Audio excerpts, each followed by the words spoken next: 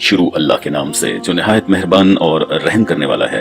وہی تو ہے جو تم کو ڈرانے اور امید دلانے کے لیے بجلی دکھاتا ہے اور بھاری بھاری بادل پیدا کرتا ہے، اور رات اور فرشتے سب اس کے خوف سے اس کی تسبیح و تمجید کرتے ہیں، اور وہی بجلیاں بھیجتا ہے، پھر جس پر چاہتا ہے گرا بھی دیتا ہے، اور وہ اللہ کے بارے میں جھگڑتے ہیں اور وہ بڑی قوت والا ہے۔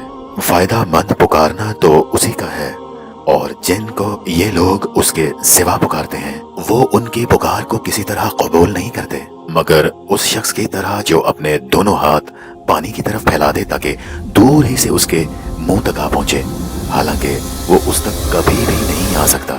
اور اسی طرح کافروں کی پکار بیکار ہے، اور جتنی مخلوق آسمانوں اور زمین میں ہے خوشی سے یا زبردستی سے اللہ کے آگے سجدہ کرتی ہے، اور ان کے سائے بھی صبح و شام سجدہ کرتے ہیں۔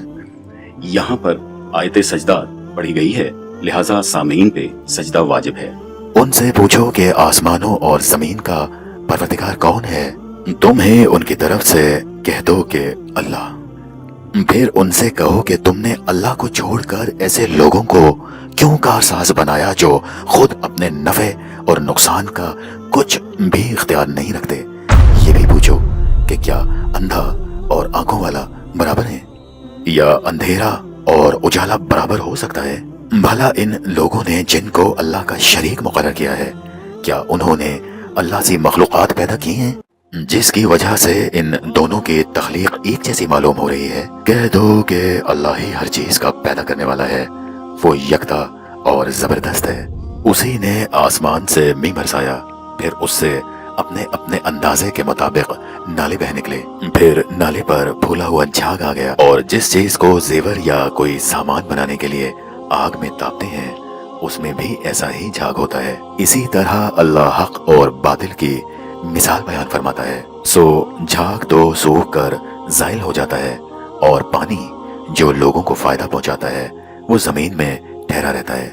اسی طرح اللہ صحیح اور غلط کی مثالیں بیان فرماتا ہے تاکہ تم سمجھو۔ جن لوگوں نے اللہ کے حکم کو قبول کیا ان کی حالت بہتر ہو گئی، اور جنہوں نے اس کو قبول نہ کیا، اگر روح زمین کے سب خزانے ان کے اختیار میں ہوں تو وہ سب کے سب اور ان کے ساتھ اتنے ہی اور نجات کے بدلے صرف کر ڈالیں، مگر نجات کہاں؟